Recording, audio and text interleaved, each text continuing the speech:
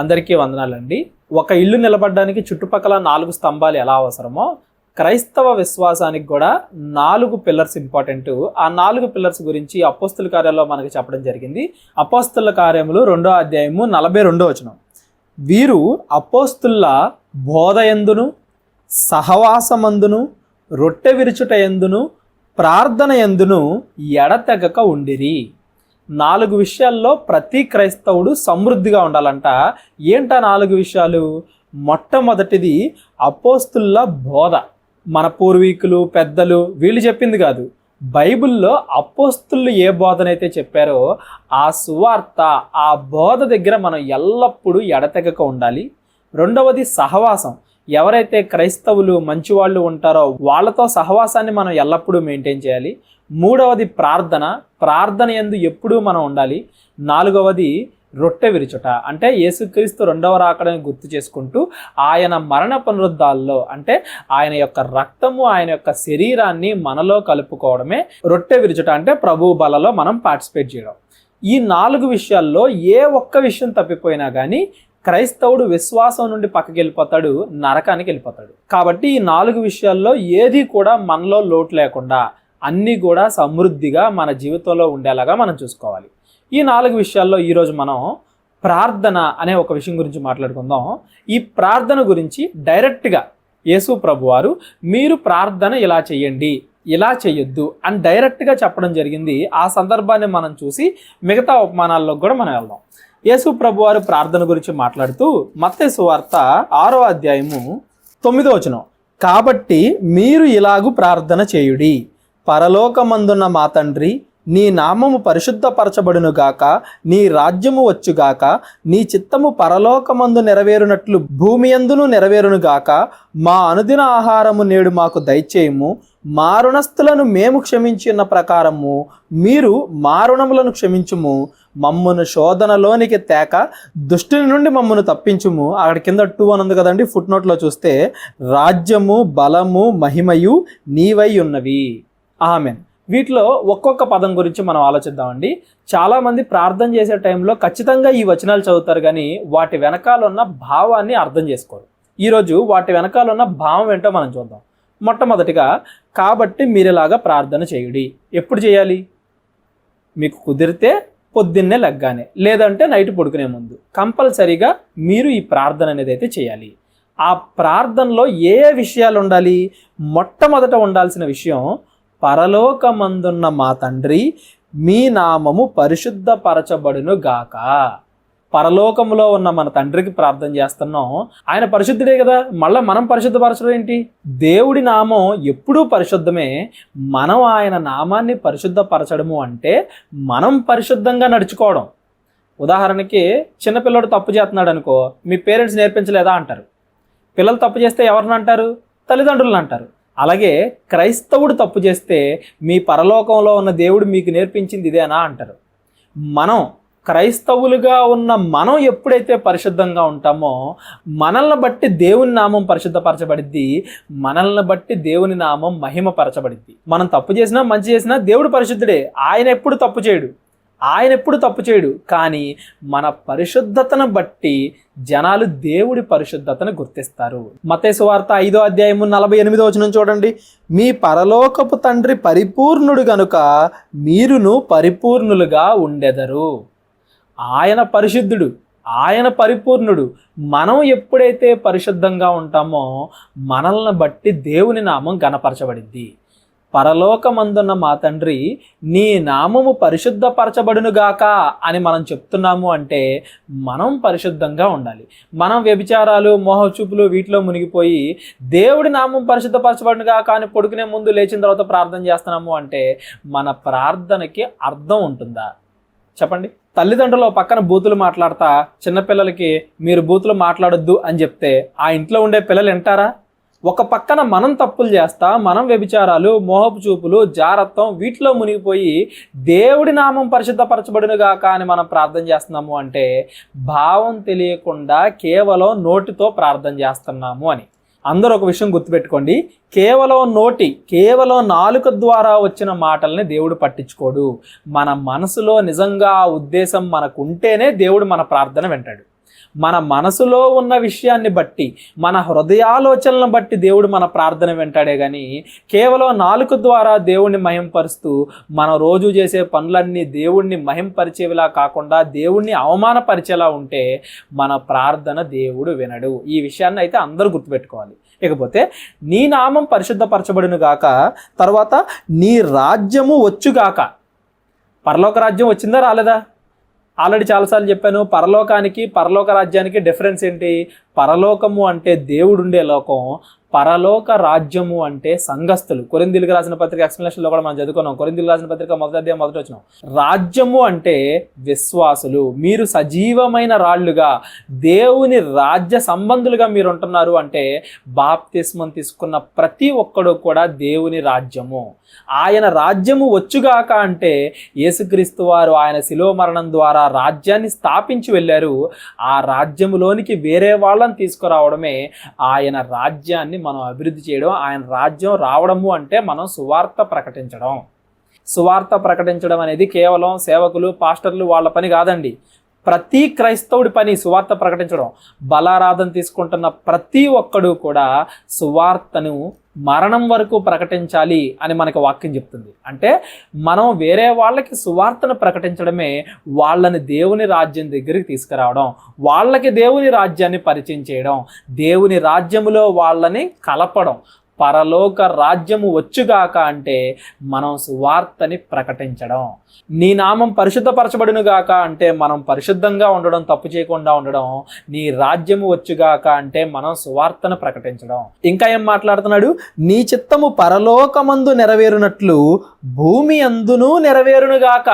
అంటే పరలోకంలో దేవదూతలు ఎలా ఉంటాయి? దేవుడు ఏ మాట చెబితే ఆ మాట ప్రకారంగా నడుచుకుంటాయి. ఒక స్టెప్ అటు ఉండదు, ఒక స్టెప్ ఇటు ఉండదు.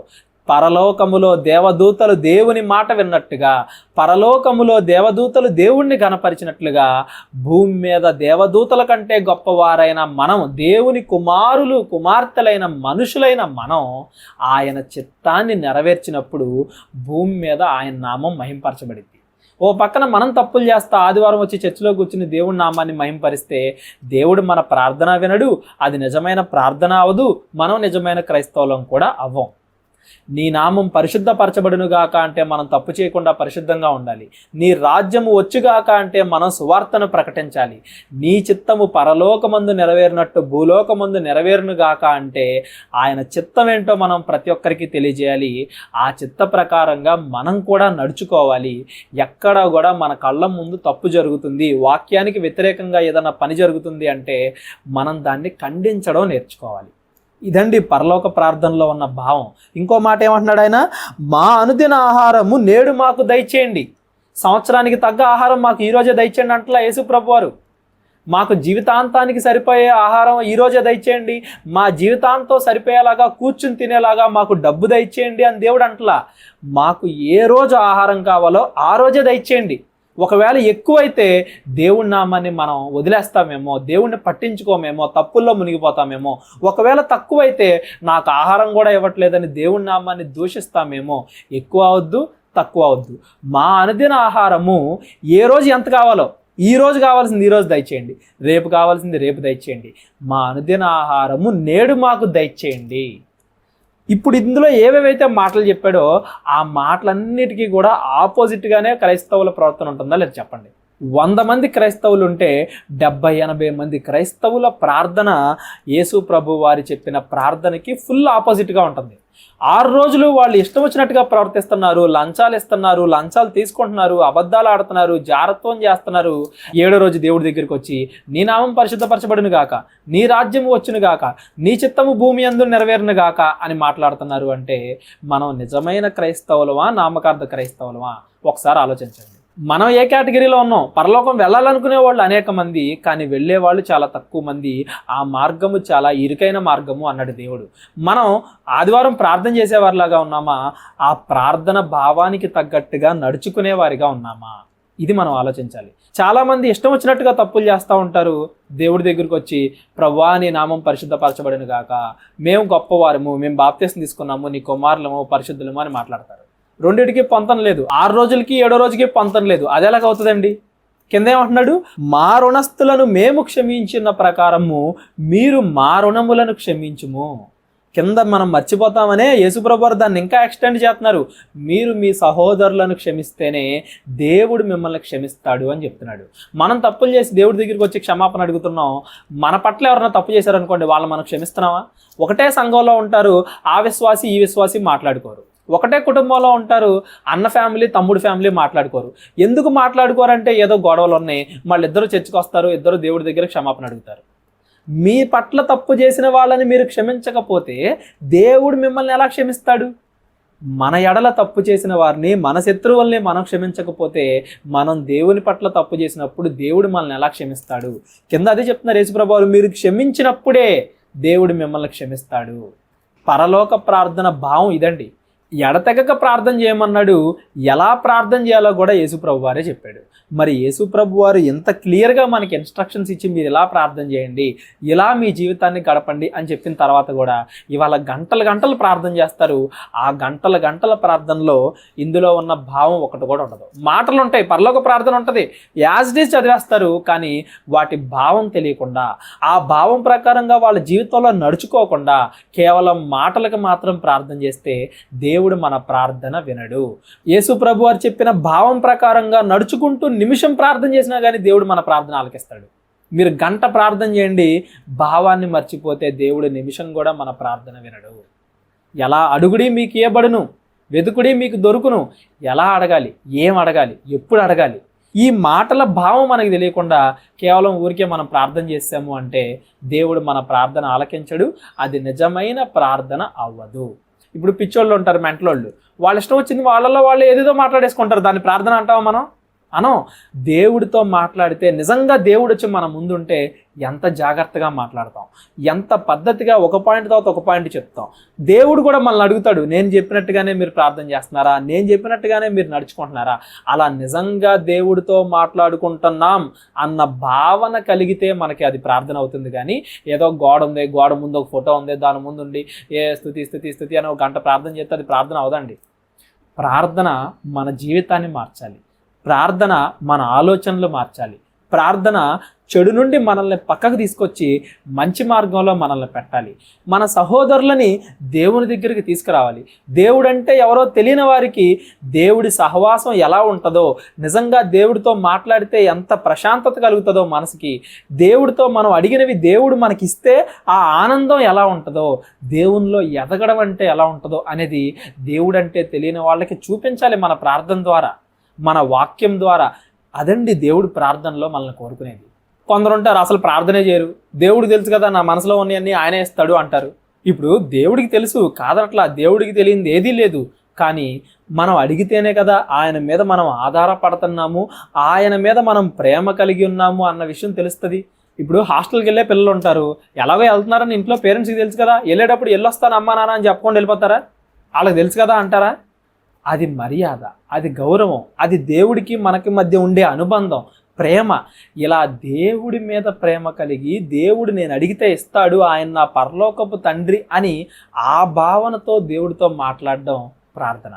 దాని గురించి యేసుప్రభు వారు ఒక ఉపమానం కూడా చెప్తారు. లూకాసు వార్త మనం చదివితే, లూకాసు వార్త 11వ అధ్యాయము 5వ వచనం, మరియు ఆయన వారితో ఇట్లా నేను, మీలో ఎవరికైనా ఒక స్నేహితుడు ఉండగా అతడు అర్ధరాత్రి వేళ ఆ స్నేహితుని యొద్దకు వెళ్ళి, స్నేహితుడా నాకు 3 రొట్టెలు బదులిమ్ము, నా స్నేహితుడు ప్రయాణము చేయుచు మార్గములో నా యొద్దకు వచ్చి ఉన్నాడు, అతడికి పెట్టుటకు నా యొద్ద ఏమీ లేదని అతనితో చెప్పిన ఎడల అతడు లోపలే ఉండి, నన్ను తొందర పెట్టొద్దు, తలుపు వేసి ఉన్నది, నా చిన్నపిల్లలు నాతో కూడా పండుకొని ఉన్నారు, నేను లేచి ఇయ్యలేనని చెప్పునా?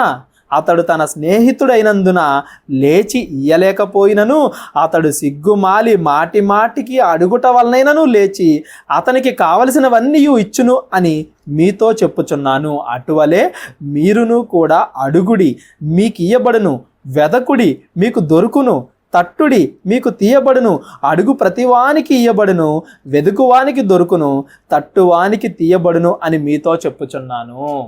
ఒక స్నేహితుడు ఉన్నాడు, సడన్గా ఫ్రెండ్ ఇంటికి వెళ్ళి, మా ఇంటికి ఒక ఆయన వచ్చాడు, ఆయనకి పెడతానికి ఫుడ్ మా ఇంట్లో లేదు, మీ ఇంట్లో ఫుడ్ ఇవ్వు నేను తర్వాత ఇస్తాను అన్నాం అనుకోండి, అతడు ఏమంటాడు? ఒకవేళ అతని ఇంట్లో పిల్లలుండి అతడికి ఇబ్బంది కలిగిద్ది అన్న ఆలోచన అతనిలో ఉన్నా కానీ మనం మాటి మాటికి అర్ధరాత్రి వెళ్ళి అడగడం వల్ల అయినా కానీ అతడు తీసి ఆహారం ఎంత కొంత ఇస్తాడు. మరి ఏవో పనులు పెట్టుకొని ఉన్న మనుషులే ఇలా చేస్తున్నప్పుడు పరలోకములో ఉన్న మన తండ్రి మనం అడిగింది మనకివ్వడా? మన స్నేహితుడే మనకిస్తున్నప్పుడు పద్దాక అడిగితే పరలోకములో ఉన్న తండ్రి మనకివ్వడా? ఇలాంటి ఉపమానమే యేసుప్రభు వారు ఇంకో విషయం కూడా చెప్తారు. లూకాసు వార్త 18వ అధ్యాయం 1వ వచనం, వారు విసుకక నిత్యము ప్రార్థన చేయుచుండవలనటకు ఆయన వారితో ఈ ఉపమానము చెప్పెను. దేవునికి భయపడకయు మనుషులను లెక్కబెట్టకయు నుండి ఒక న్యాయాధిపతి ఒక పట్టణములో ఉండెను. ఆ పట్టణములో ఒక విధవరాలు ఉండెను. ఆమె అతని యొద్దకు తరచూ వచ్చి నా ప్రతివాదికిని నాకును న్యాయము తీర్చుమని అడుగుచూ వచ్చెను గాని అతడు కొంతకాలము ఒప్పకపోయెను. తరువాత అతడు నేను దేవునికి భయపడకయు మనుషులను లెక్కబెట్టకయు ఉండినను ఈ విధవరాలు నన్ను తొందర పెట్టుచున్నది కనుక ఈమె మాటి మాటికి వచ్చి నన్ను గోజాడకొండునట్లు ఆమెకు న్యాయము తీర్తునని తనలో తాను అనుకొనెను. మరియు ప్రభు ఇట్లనెను, అన్యాయస్తుడైన ఆ న్యాయాధిపతి చెప్పిన మాట వినుడి. దేవుడు తాను ఏర్పరచుకొనిన వారు దేవారాత్రములు తన్ను గూర్చి మొరపెట్టుకొనిచుండగా వారికి న్యాయము తీర్చడా? అన్యాయస్తుడైన న్యాయాధిపతే పద్దాక అడుగుతుంటే వెళ్ళి న్యాయం తీర్చాడు కదా. మరి న్యాయవంతుడైన దేవుడు దేవారాత్రములు మనం ప్రార్థిస్తే దేవుడు మనకు కావాల్సింది ఇవ్వడా? ఇవ్వట్లేదు అంటే ఇందాడు చెప్పినట్టుగా యేసుప్రభు వారు ఎలా అయితే ప్రార్థన చేయమన్నారో మనం అలా ప్రార్థన చేయకుండా ఒక పక్కన తప్పులు చేస్తూ మన ఇష్టం వచ్చినట్టుగా బ్రతుకుతూ ఇంకో పక్కన వచ్చి దేవుడితో మాట్లాడుతున్నాము, ప్రార్థన చేస్తున్నాము అని దాని అర్థం. దేవుడు చెప్పిన మాటల ప్రకారంగా మనం నడుచుకుంటూ దేవుణ్ణి మనం ఏదన్నా అడిగాము అంటే కంపల్సరీగా ఆయన దాన్ని మన జీవితంలో జరిగిస్తాడు. మన ప్రార్థనకి బదులిస్తాడు. మనం ప్రార్థనలో అడిగిన విషయాన్ని ఆయన నెరవేరుస్తాడు. ఇందాడ మనం స్నేహితుడు ఎగ్జాంపుల్ అయినా తీసుకోండి, ఇక్కడ విధవరాల ఎగ్జాంపుల్ అయినా తీసుకోండి. వాళ్ళు న్యాయంగా అడిగారు, మాకు న్యాయం తీర్చమని అడిగాడు. స్నేహితుడు మా ఇంటికి వచ్చారు, వాళ్ళకి ఆహారం పెడతానికి నాకు ఆహారం ఇవ్వు అని అడిగాడు. వాళ్ళు అడిగిన పనుల్లో న్యాయం ఉంది కాబట్టే ఏదో ఒక విధంగా దేవుడు వాళ్ళు అడిగిన పనులు వాళ్ళకే నెరవేరేలా చేశాడు. అలాగే మనం అడిగే పనుల్లో న్యాయం ఉండాలి. ఎదుటోడు నాశనం అయిపోవాలి, వాడు నాకన్నా ఎదిగిపోతున్నాడు, వాడు రోగాలు రావాలి, వాడికి నాశనం అయిపోవాలని దేవుడికి మనం ప్రార్థన చేస్తున్నాం అనుకోండి, దేవుడు మన ప్రార్థన నెరవేరుస్తాడా? చెప్పండి, నెరవేరుస్తాడా? మా అత్త నన్ను బాగా ఇబ్బంది పెడుతుంది, ఆమెకి ఏదైనా రోగం వచ్చి మంచాన్ని పడిపోవాలి అని కోడలు ప్రార్థన చేస్తున్నాను అనుకోండి, దేవుడు వింటాడా ఆ ప్రార్థన? మనం మంచిగా న్యాయంగా దేవుడిని అడగాలి. అప్పుడు ఖచ్చితంగా దేవుడు మనం అడిగింది నెరవేరుస్తాడు. మరలా భూలోక సంబంధమైనవి అడగడం కాదు, పరలోక సంబంధమైనవి అడగాలి. యేసుప్రభు దేని గురించి అడగమన్నాడు? దేవుని నామం పరిశుద్ధపరచబడాలి. మన నామం గొప్పపరచబడాలి కాదు, దేవుని నామం పరిశుద్ధపరచబడాలి. దేవుని చిత్తం నెరవేరాలి, మన చిత్తం నెరవేరడం కాదు. యేసుప్రభు వారు సిలువ టైంలో కూడా ఇది చాలా ఘోరమైన శిక్ష, ఈ శిక్ష నేను భరించలేనేమో, ఈ సిలువ మరణం నేను పొందలేనేమో, అయినా సరే నా చిత్తం వద్దు, నీ చిత్త ప్రకారంగానే జరిగించు అని యేసుప్రభు వారు ప్రార్థన చేశారా లేదా? దేవుడి చిత్తం నెరవేరాలి, మన చిత్తం కాదు. మన నామం అందరూ మనల గురించి గొప్పగా మాట్లాడుకోవడం కాదు, దేవుని నామం పరిశుద్ధపరచబడాలి. మన రుణస్థులని, మన ఎడల తప్పు చేసిన వాళ్ళని మనం క్షమించాలి. అప్పుడు దేవుడు మనల్ని కూడా క్షమిస్తాడు. ఇంకో మాట కూడా చెప్పాడండి యేసుప్రభు వారు, ఏంటి? 6వ అధ్యాయము 13వ వచనం, మమ్మును శోధనలోనికి తేక దుష్టుని నుండి మమ్మల్ని తప్పించుము. ఒకవేళ మేము పాపంలో పడిపోతామేమో, ఆ పాపం నుండి మమ్మల్ని రక్షించు తండ్రి. అపవాది మమ్మల్ని భ్రమపెట్టిద్దేమో, ఇది మంచిదే కదా అని తప్పు చేయించిద్దేమో మా చేత. మేము శోధనలో పడిపోకుండా, మేము పాపములో పడిపోకుండా చెడ్డవారిని మాకు దూరంగా ఉంచండి, చెడు మాటలను మాకు దూరంగా ఉంచండి, చెడ్డ క్రియలను మాకు దూరంగా ఉంచండి అని దేవుణ్ణి మనం అడగాలి. అన్యాయపు సిరిని మాకు దూరంగా ఉంచు అని దేవుణ్ణి మనం అడగాలి. దేవుణ్ణి మనం ఏం అడుగుతున్నాము, దేవుడు చెప్పిన ప్రార్థనలో ఉన్న భావాన్ని మనం గమనిస్తున్నామా, వాటి ప్రకారంగా దేవుణ్ణి మనం అడుగుతున్నామా అనే దాన్ని బట్టి దేవుడు మన ప్రార్థన ఆలకిస్తాడా ఆలకించడా, ప్రార్థనలో మనం అడిగిన విషయాలు మన పట్ల జరిగిస్తాడా నెరవేరుస్తాడా లేదా అనేది ఆధారపడి ఉంటుంది. ఇవన్నీ మనం గమనించకుండా గంటలు గంటలు మనం ప్రార్థన చేస్తూ ఉంటే దేవుడు మన ప్రార్థన వినడు. అలాగని గంటలు గంటలు చేయకూడదా? చెయ్యాలి. ఎలా చేయాలి, ఏ విషయాల గురించి చేయాలి అనేది తెలుసుకోవడం చాలా ఇంపార్టెంట్. దానికే ఇద్దరు ప్రార్థన చేస్తున్నారంట, ఒకళ్ళ ప్రార్థన దేవుడు ఆలకిస్తున్నాడంట, ఇంకొకళ్ళ ప్రార్థన వినట్లేదంట. అదే ఎగ్జాంపుల్ కూడా కింద చెప్తాడు చూడండి. అదే లూకాసు వార్త 18వ అధ్యాయము, లూకాసు వార్త 18వ అధ్యాయము 10వ వచనం, ప్రార్థన చేయుటకై ఇద్దరు మనుషులు దేవాలయమునకు వెళ్ళిరి. వారిలో ఒకడు పరిసయుడు, ఒకడు సుంకరి. పరిసయ్యుడు నిలవబడి, దేవా, నేను చోరులను, అన్యాయస్తులను, వ్యభిచారులైన ఇతర మనుషుల వలనైనను కాక ఈ సుంకరి వలనైనను ఉండనందుకు నీకు కృతజ్ఞతాస్తుతులు చెల్లించుచున్నాను. వారమునకు 2 మారులు ఉపవాసము చేయుచు నా సంపాదన అంతటిలో 10వ వంతు చెల్లించుచున్నానని తనలో తాను ప్రార్థించుచుండెను. ఒక రకంగా ఆలోచిస్తే ఇది మంచిదేనేమో అనిపిస్తుంది. నోటి మాటలు కాదండి, దేవుడు హృదయాన్ని చూస్తాడు. ఏంటంట, పరిసయుడు అంటే జనాలకి బోధించే స్థాయిలో ఉన్నవాడు. దేని గురించి మాట్లాడుతున్నాడు? వాళ్ళలాగా నేను ఉండలేదు, వీళ్ళలాగా నేను ఉండలేదు, వాళ్ళకన్నా నన్ను గొప్ప స్థాయిలో ఉంచావు, వాళ్ళందరూ నా ముందు వంగి దండాలు పెట్టే స్థాయిలో నన్ను ఉంచావు, కాబట్టి నీకు స్తోత్రం అంటున్నాడంట. అంటే పక్కన వాళ్ళకన్నా గొప్పగా ఉండాలి. ఆ గర్వం ఎక్కువైపోయింది. అతడి మాట దేవుడు వింటున్నాడు, మళ్ళీ కానుకలు ఇస్తున్నాడు, ఉపవాసాలు చేస్తున్నాడు, అన్నీ చేస్తున్నాడు, కానీ సహోదరుడి మీద ప్రేమ లేదు. అతన్ని కూడా దేవుడికి దగ్గర చేద్దామన్న ఆలోచన లేదు. దేవుడి సువార్త ప్రకటించాలి అన్న ఉద్దేశం లేదు. మనం మంచి పనులు చేయాలి, ఎదుటి వాళ్ళని, పేదవాళ్ళని ఆదుకోవాలి అన్న ఆలోచన లేదు. వాళ్ళకంటే నన్ను గొప్పగా ఉంచావు అనే గర్వంతో మాట్లాడుతున్నాడు కాబట్టి అతడి మాట దేవుడు వినలేదు. సుంకరున్నాడంట. సుంకరు ఏమంటున్నాడు చూడండి, 13వ వచనం. అయితే సుంకరి దూరముగా నిలిచి ఉండి ఆకాశము వైపు కన్నులెత్తుటకైనను ధైర్యము చాలక రొమ్ము కొట్టుకొనుచు, దేవా, పాపినైన నన్ను కరుణించుమని పలికెను. అతని కంటే ఇతడు నీతిమంతుడిగా తీర్చబడి తన ఇంటికి వెళ్ళానని మీతో చెప్పుచున్నాను. ప్రార్థన చేసిన వెంటనే దేవుడు ఒకళ్ళని నీతిమంతులుగా తీర్చాడు, ఒకళ్ళని పాపుల లెక్కలో వేశాడు. అప్పుడు దాకా నీతిమంతుడు అనుకుంటున్న పరిసయుడు పాపుల లెక్కలోకి వెళ్ళిపోయాడు. అప్పుడు దాకా నేను పాపిని అనుకుంటున్న ఒక సుంకరి ఆ ప్రార్థనతో నీతిమంతుడిగా మారిపోయాడు. మీకు అర్థమవుతుందా? దేవుడు ఏం చూస్తాడు? మన మనసు చూస్తాడు, మన ఆలోచనలు చూస్తాడు, అక్కడి నుండి వచ్చిన మాటలు చూస్తాడు, కానీ కేవలం నాలుక నుండి వచ్చిన మాటలు చూడడు. మన హృదయాన్ని బట్టి మనం ఏం అడుగుతున్నాము అనే దాన్ని బట్టి. సుంకర్ ఏమన్నాడు? నాకు బాగా డబ్బు ఈ పరిసేడు కన్నా నేను గొప్పగా ఉండాలి, రేపొద్దున ఆ పరిసేడే నాకు దండం పెట్టాలి, మా ఊర్లో ఉన్న వాళ్ళకందరికన్నా, మా వీధిలో ఉన్న వాళ్ళందరికన్నా నేనే గొప్పగా ఉండాలని మాట్లాడా? లేదు. ప్రభువా, నేను పాపిని, నన్ను క్షమించు. నాలాగా చాలామంది ఉన్నారు, వాళ్ళందరినీ కూడా క్షమించు. దీన హృదయంతో ఉన్నాడు సుంకరి. అలా దీన హృదయంతో దేవుణ్ణి అడిగిన వాళ్ళని, తగ్గించబడిన వాడు హెచ్చించబడతాడు, హెచ్చించబడాలని కోరుకునేవాడు తగ్గించబడతాడు. యేసుప్రభు వారు చెప్పిన సూత్రం అది. మనం దేవుణ్ణి అడిగేటప్పుడు యేసుప్రభు వారు చెప్పినట్లుగా, ప్రభువా, నీ నామం పరిశుద్ధపరచబడును గాక. మా నామం కాదు, మేము గొప్పగా ఉండకూడదు, నువ్వు గొప్పగా ఉండాలి, నీ నామం పరిశుద్ధపరచబడాలి, నీ చిత్తం నెరవేరాలి, మా చిత్తం కాదు. మా మనసులో ఏవైనా ఉండని, నీ చిత్తం నెరవేరాలి, మా కోరికలు ఏవైనా ఉండని. ఒకవేళ నేను 100 కోరికలు అడిగాను కదా, అవి నీ చిత్త ప్రకారంగానే ఉంటే నెరవేర్చు. ఒకవేళ నీ చిత్త ప్రకారంగా లేకపోతే నాకు తెలియజేయి, నాకు బుద్ధి కలుగజేయి. అంతేగాని నీ చిత్తం నెరవేరాల చూడు, నా చిత్తం కాదు.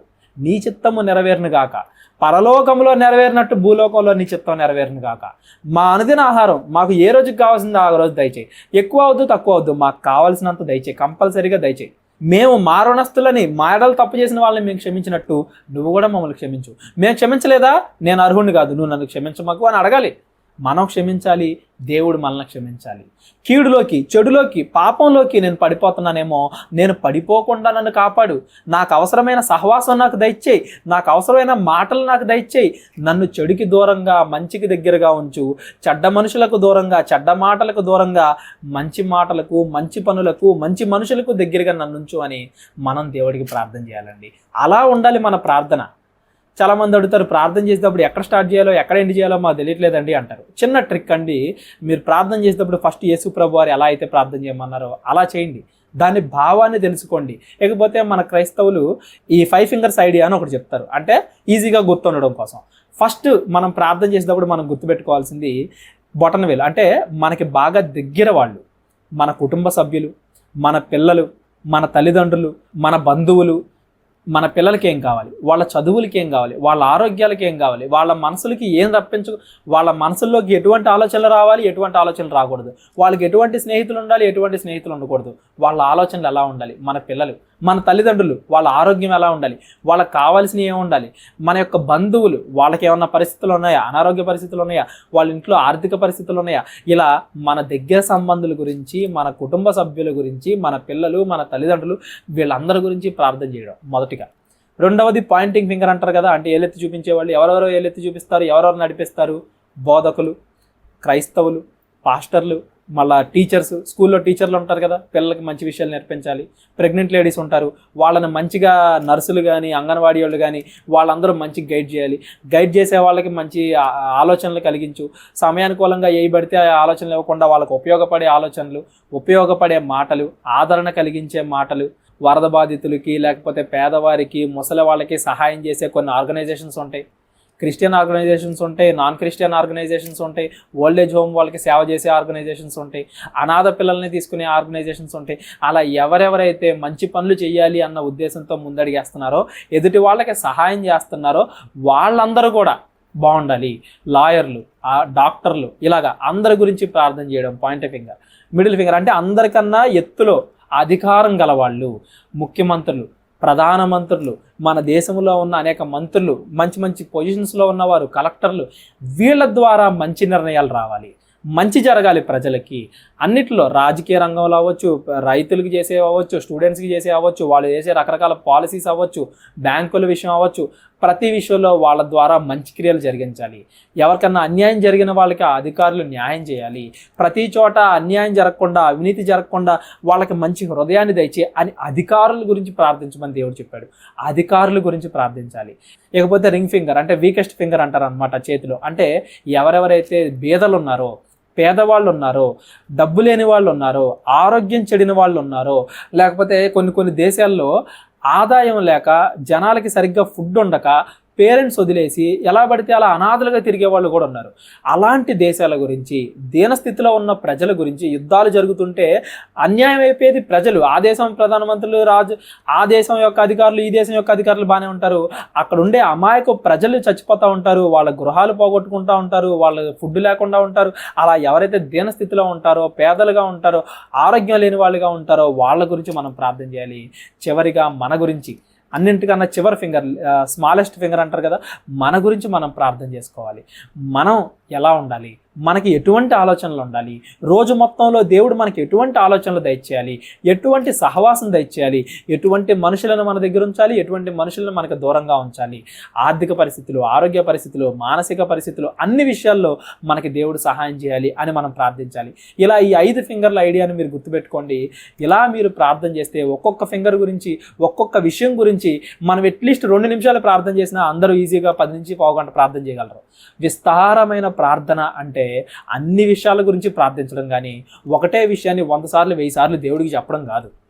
గుర్తుపెట్టుకోండి, ఒకటే విషయాన్ని 100 సార్లు 1000 సార్లు దేవుడిని ప్రభా స్తుతి అది కాదు. మనం మాట్లాడే దాంట్లో ఒక పద్ధతి ఉండాలి, దేవుడికి గౌరవం ఉండాలి. నిజంగా దేవుడు నీ ముందుకు వచ్చి నిలబడితే నువ్వు అలాగే మాట్లాడతావా? నిజంగా దేవుడు మన ముందుంటే ఎలా మాట్లాడతాడో అలా మనం దేవుడిని ప్రార్థించాలి. అలా దేవుడిని ప్రార్థించి ఫైనల్గా మనం అడగాల్సింది ఏంటో చెప్పనా? ప్రభువా, నా చిత్తం వద్దు, నేను ఎన్నైనా అడగని, అందులో న్యాయం ఉంటేనే నువ్వు తీర్చు, నీ చిత్తానుసారంగా దాన్ని నడిపించు, నీ చిత్తమే నెరవేర్చు. ఒకవేళ నేను అనే దాంట్లో ఏదైనా తప్పు ఉంటే నాకు తెలియజేయి, నా మనసు మార్చు, నన్ను మంచిదారిలో నడిపించు అని దేవుణ్ణి ప్రార్థించి మనం క్లోజ్ చేయాలండి. ప్రార్థన ఇలా చేయాలి. ప్రతి ఒక్కళ్ళు కూడా ఏకాంత ప్రార్థన, మళ్ళీ గ్రూప్గా అందరితో పాటు ప్రార్థన చేస్తాం, అది వేరు. ఏకాంత ప్రార్థన కూడా కంపల్సరీగా అందరు చేయాలి. ఏవైతే 4 చెప్పాడో దేవుడి పిల్లర్లు, బోధ, సువార్త ఎప్పుడు కూడా మనం వింటూ ఉండాలి లేదా చెప్తూ ఉండాలి. ఇది మన లైఫ్ నుంచి మిస్ అవ్వకూడదు. రెండవది సహవాసం. మంచి వాళ్ళతో ఉంటేనే మన ఆలోచనలు బాగుంటాయి, మన పరిస్థితులు బాగుంటాయి, మన మాటలు బాగుంటాయి. లేదు చెడ్డ వాళ్ళతో మనం సహవాసం చేస్తున్నాం అంటే మనం కూడా కొద్ది రోజులు తిరిగాక అలా తయారైపోతాం. సహవాసం మంచిగా ఉండేలా చూసుకోవాలి. మూడవది ప్రార్థన. ఇప్పుడు దాకా మనం ఆడుకున్నాం, ప్రార్థన అనేది మన జీవితంలో బలంగా ఉండాలి. 4వది యేసు ప్రభు 2వ రాకడని గుర్తు చేసుకోవడం, అంటే రొట్టె విరచడం, బల్ల, సువార్తను ప్రకటించడం, ఇది కూడా మనం గుర్తుపెట్టుకోవాలి. ఈ 4 విషయాల్లో ఏది మనలో మిస్ అయినా కానీ మనం నరకానికి దగ్గర అయిపోతున్నాం అనే విషయాన్ని మనం గుర్తుపెట్టుకోవాలి. వింటున్న మీరందరూ కూడా ప్రార్థనలో ఇంకా బలపడాలి అని, దేవుడితో మంచిగా మాట్లాడాలి అని, మీ ప్రార్థనలో మీరు అడిగే విషయాలు దేవుడు నెరవేర్చాలని నేను కోరుకుంటూ మరలా మనందరం కలుసుకుని మరిన్ని విషయాలు మాట్లాడుకుందాం, ప్రార్థన చేసుకుని క్లోజ్ చేసుకుందాం. అందరూ కళ్ళు మూసుకున్నట్లయితే ప్రార్థన. మహోన్నతుడైన మా పరమ తండ్రి, కృతజ్ఞతలు దేవా. తండ్రి, కొన్ని విషయాలు మేము మాట్లాడుకోవడానికి కృప చూపించారు, కృతజ్ఞతలు. మరిన్ని విషయాలు మేము మాట్లాడుకోవడానికి మరొకసారి మాకు సహాయం దయచేయమని, విన్న ప్రతి మాట కూడా తండ్రి వదిలిపెట్టకుండా హృదయాల్లో దాచుకుని మేము వాటి ప్రకారంగా నడిచేలాగా మాకు కృప చూపించమని, సహాయం దయచేయమని. మీ శక్తి లేకుండా మేమేం చేయలేం తండ్రి. సమస్తము మా మాటల్లోనూ, క్రియల్లోనూ, పనుల్లోనూ మీరే తోడుని మమ్మల్ని ముందుకు నడిపించమని కోరుకుంటూ క్రీస్తు వారి పేరటి ప్రార్థన అడిగి వేడుకుంటున్నాం తండ్రి. ఆమెన్. అందరికీ వందనాలు. దేవుడు ఉన్నాడా? ఉంటే ఎందుకు కనబడట్లేదు? సైన్స్, బైబిల్ ఈ రెండింటిలో ఏది కరెక్ట్? ఎందుకు కరెక్ట్? బైబిలే నిజం అని ఎందుకు నమ్మాలి? దేవదూతలు ఎవరు? దేవుడుంటే దెయ్యాన్ని ఎందుకు చంపట్లేదు? సునామీలు, భూకంపాలు ఎందుకు వస్తున్నాయి? చిన్నపిల్లలు చనిపోతుంటే దేవుడు ఎందుకు ఆపట్లేదు? అప్పుడెప్పుడో యేసుక్రీస్తు చనిపోతే ఇప్పుడు మన పాపాలు పోవడం ఏంటి? క్రీస్తును నమ్మకపోతే మంచివాళ్ళు కూడా నరకమే వెళ్తారా? అది అన్యాయం కాదా? ఇలాంటి మరెన్నో ప్రశ్నలు, దేవుడు, మనిషి, ప్రకృతి, దెయ్యం వీటి గురించి పూర్తి వివరణ కావాలి అంటే మా 30 వీడియోస్ బైబిల్ కోర్స్ని కంప్లీట్ చేయండి. క్రైస్తవులు అన్న పేరు పెట్టుకున్న ప్రతి ఒక్కళ్ళు, మీరు ఏ సంఘానికి వెళ్ళేవారైనా, ఏ ప్రాంతానికి చెందిన వారైనా సరే, కేవలం 30 నిమిషాలు ఉండే ఈ 30 వీడియోస్ ఖచ్చితంగా వినాలి అని మేము కోరుకుంటున్నాం. మా ద్వారా దేవుడు మిమ్మల్ని కోరుకుంటున్నాడు. ఫ్రీ బైబిల్ కోర్స్ కదా, ఇప్పుడే వినేద్దాం అని మీరు అనుకుంటారు. తర్వాత మీ పనుల్లో పడి మర్చిపోతారేమో. ₹1 మాకు కోర్స్ ఫీ లాగా చెల్లించి మీ పేరు, ఫోన్ నెంబర్, డిస్ట్రిక్ట్ నేమ్ మాకు వాట్సాప్ చేయండి. అట్లీస్ట్ అలాగైనా ఈ కోర్సు వినాలి అని మీకు గుర్తుంటుంది. మేము కూడా మీకు కాల్ చేసి విన్నారా లేదా అని ఎప్పుడూ కనుక్కుంటూ ఉంటాం. మా ఛానల్లో మీరు చూసే మొదటి వీడియో ఇదే అయితే ఇక్కడతో ఈ వీడియో క్లోజ్ చేసి వెళ్ళి మా ఫ్రీ బైబిల్ కోర్సులో ఉన్న అన్ని వీడియోస్ ఆర్డర్లో వినేయండి. గత కొంతకాలంగా మీరు మమ్మల్ని ఫాలో అవుతూ ఉంటే మా పరిచర్యకు మీరు సహాయం చేయండి. మీ కానుకలు దేవుడి పనికి మేము వాడతాం అన్న నమ్మకం ఉంటే మాత్రమే మాకు మీ కానుకలు పంపించండి. అన్ని రకాల డౌట్స్ ఆర్ ఇన్ఫర్మేషన్ కోసం 7799121351కి కాల్ ఆర్ వాట్సాప్ చేయండి. ఈ కోర్స్ తర్వాత మీకు ఇంకా వినాలి అనిపిస్తే అనేక కోర్సెస్ మా ఛానల్లో ఉన్నాయి. ముందు ఈ కోర్సుని కంప్లీట్ చేసేయండి. అందరికీ వందనాలు.